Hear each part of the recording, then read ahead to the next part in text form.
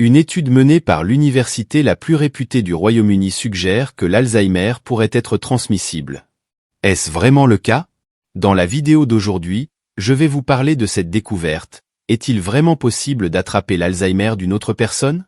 Comment se produit cette supposée transmission? Devrions-nous nous inquiéter d'un risque de transmission de l'Alzheimer? Dites-moi dans les commentaires si vous avez un membre de votre famille atteint de la maladie d'Alzheimer. J'ai vécu cette situation, je sais très bien ce que c'est, et j'ai également beaucoup étudié pour apprendre à mieux gérer 2 personnes proches de moi qui ont vécu avec cette maladie. Nous savons que c'est quelque chose de difficile à gérer, car l'Alzheimer efface simplement la mémoire des personnes que nous aimons. Dans cette vidéo, nous découvrirons d'où vient cette histoire inattendue d'Alzheimer transmissible, qui pourrait révolutionner notre façon de percevoir cette maladie. Tout a commencé dans un hôpital du Royaume-Uni qui a traité 5 personnes présentant des symptômes de démence entre 2017 et 2022. Certaines oubliaient des mots et se perdaient en plein milieu d'une conversation. D'autres avaient des problèmes de coordination motrice et 2 d'entre elles souffraient de perte de mémoire. Les médecins et les scientifiques étaient préoccupés. Il s'agissait de personnes relativement jeunes, âgées de moins de 55 ans, dont l'esprit semblait vieilli sans raison apparente, ce qui n'est pas courant.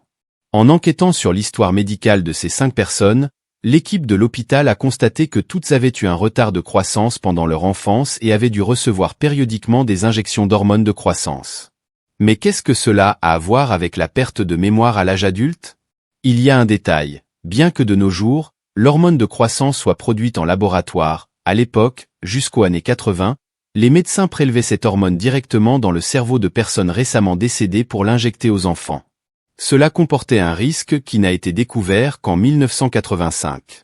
Si le donneur décédé de l'hormone avait une maladie cérébrale qui était passée inaperçue lors de l'autopsie, la maladie pouvait se transmettre à l'enfant recevant l'hormone.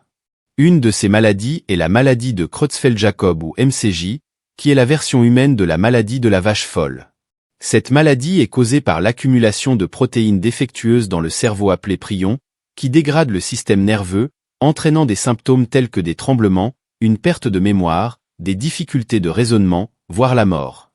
Si le donneur avait ces prions dans le cerveau au moment de sa mort, il y avait une chance pour que l'enfant recevant l'hormone développe la même maladie, encore jeune. À partir de ce moment-là, il a été interdit d'utiliser de l'hormone de croissance d'origine humaine et nous avons commencé à produire des hormones en laboratoire. Mais le mal était déjà fait. Des milliers d'enfants avaient déjà été exposés au risque d'acquérir des prions. Et parmi ces milliers d'enfants se trouvaient ces 5 personnes qui ont développé des symptômes de démence à partir de 2017.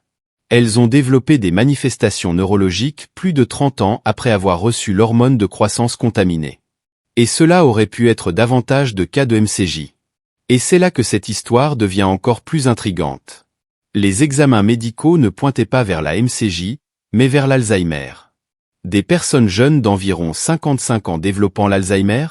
Serait-ce que l'Alzheimer est l'une des maladies qui ont été transmises lors de l'injection d'hormones de croissance? Ou est-ce que les prions responsables de la MCJ génèrent également l'Alzheimer? Dans l'un ou l'autre de ces cas, une réponse était urgente. L'Alzheimer est-il vraiment transmissible? À ce que la science sait, l'Alzheimer et la MCJ sont des maladies complètement différentes avec des causes différentes. Dans l'Alzheimer, nous observons l'accumulation de 2 protéines dans le cerveau, la bêta-amyloïde et la TAU. Chez certaines personnes, pour des raisons encore inconnues, au fil du temps, ces 2 protéines forment des plaques qui perturbent la communication entre les neurones et causent les dommages connus de l'Alzheimer. Des dommages qui affectent particulièrement les régions du cerveau liées à la mémoire, à la communication et à la prise de décision, puis se propagent à l'ensemble du cerveau. La MCJ est différente, elle est causée par une autre protéine, un prion.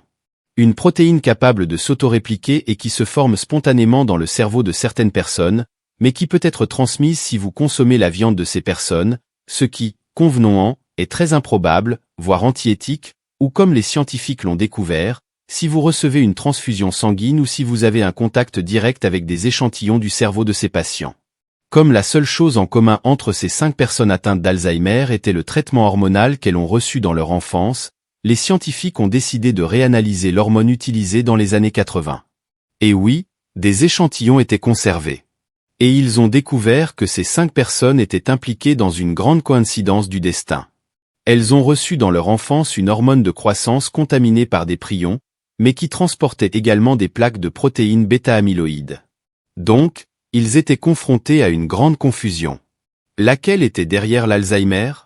Étaient-ce les deux combinés? Ou est-ce que ces protéines bêta-amyloïdes qui ont été injectées aux personnes, encore enfants, étaient capables de s'installer seules dans le cerveau et de provoquer l'Alzheimer des années plus tard? Les scientifiques pourraient être confrontés au premier cas de transmission de l'Alzheimer d'une personne à une autre. Un Alzheimer contagieux? Mais pour l'instant, ce n'était qu'une supposition. Une preuve plus concrète manquait encore. Pour obtenir cette preuve, ils ont simulé la même situation que celle des 5 personnes, mais chez des souris. Certains petits ont reçu des injections de bêta-amyloïdes dans le cerveau et ont été surveillés pendant 15 mois, ce qui correspond à environ 40 ans chez un être humain. Et le résultat de l'expérience était choquant. En effet, les souris ayant reçu la bêta-amyloïde ont développé des plaques dans le cerveau, semblables à celles des personnes atteintes d'Alzheimer. Avec cette expérience, les scientifiques ont montré que oui, il existe la possibilité que la bêta-amyloïde transférée d'une personne à une autre génère des problèmes neurologiques plusieurs années plus tard. Maintenant, à mon avis, si cela s'est produit avec ces 5 personnes qui ont développé l'Alzheimer, nous ne le savons pas et peut-être ne le saurons-nous jamais. Parce qu'il y a beaucoup de points d'interrogation dans cette histoire. Malgré la possibilité de transmission chez les souris, c'est une autre histoire lorsque nous parlons des humains.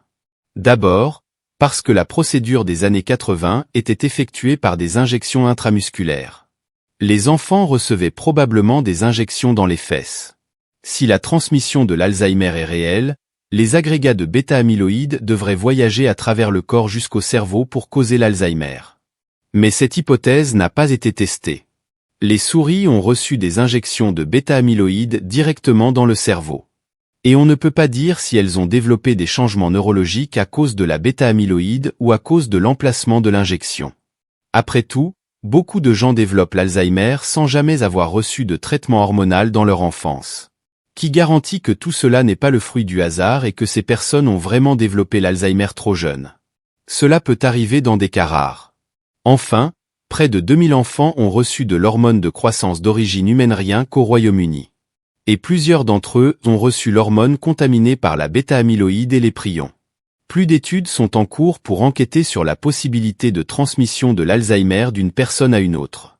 Mais pour l'instant, cette nouvelle n'est pas prouvée et est loin de l'être. Même avec tous les résultats intrigants que je viens d'expliquer, notre relation avec l'Alzheimer reste la même. C'est une maladie qui, la plupart du temps, survient en raison de prédispositions génétiques ou spontanément en raison du vieillissement.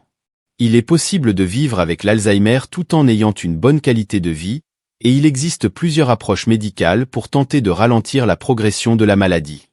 Sur ce, vous n'avez pas à vous inquiéter de la transmission de l'Alzheimer et cette vidéo vise à vous alerter à ce sujet. À bientôt.